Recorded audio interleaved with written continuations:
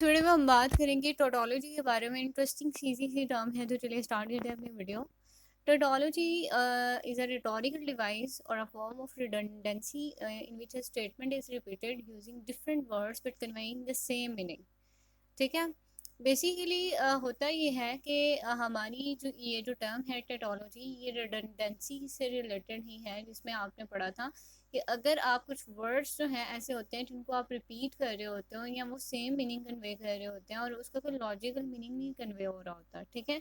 और आप just information जो है, ना तो कोई न्यू इन्फॉर्मेशन उन वर्ड से ऐड कर रहे हो, और इसको ग्रामेटिकल एरर भी नहीं कहते हैं, लेकिन ये होता है कि आप समटाइम सिनोनिम्स जो है वो यूज़ कर रहे होते हो, यानी उनका कोई लॉजिक नहीं बनना होता, सेम मीनिंग आपने दो दफ़ा यूज़ कर दिया।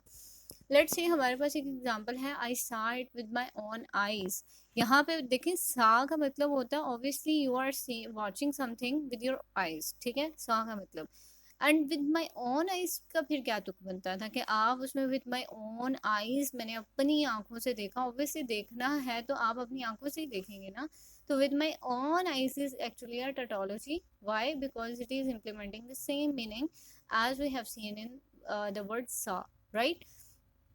अब एक और हमारे पास वर्ड है फ्री गिफ्ट। अब गिफ्ट जो है, ऑब्वियसली अगर आपको कोई गिफ्ट देगा तो वो आपसे पैसे तो नहीं लेगा ना, दैट वुड बी फ्री।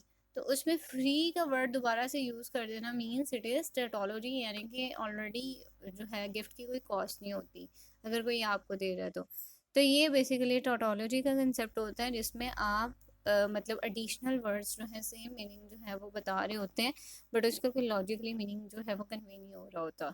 सो ये इंटरेस्टिंग सी इजी सी टर्म थी। अब इससे रिगार्डिंग आपका कोई क्वेश्चन है, कुछ भी शेयर करना चाहते हैं, you can share in comment section. So till now, goodbye and take care.